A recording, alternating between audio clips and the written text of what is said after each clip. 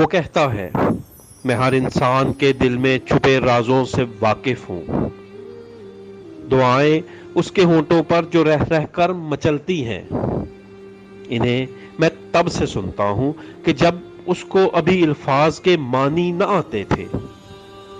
اگر یہ بات ہے یوں ہی تو پھر وہ کیوں یہ کہتا ہے زمیں والو دعا مانگو، جو دل میں ہے وہ سب کہہ دو، ہے جو بھی مدعا مانگو. میرے دل میں بہت دن سے یہ الجھن تھی.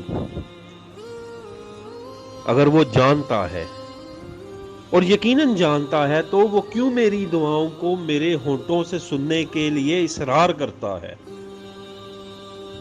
تو کیا اس کو میری بے چارگی، بے مائگی اور بے کسی کی گڑ گڑاہٹ سے کوئی تسکین ملتی ہے؟ وہ مالک ہے زمینوں کا، آسمانوں اور خلاؤں کا.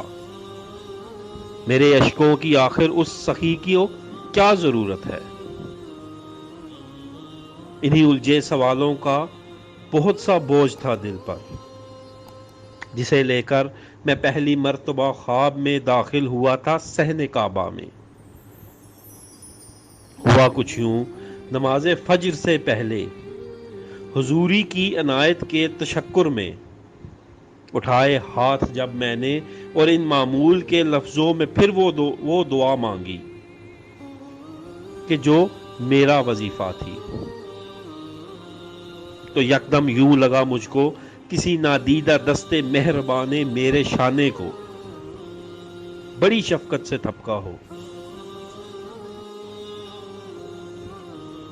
اسی لمحے کوئی خوشبو میرے چار سو پھیلی اور ایک رحمت بری آواز نے کانوں میں رس کھولا.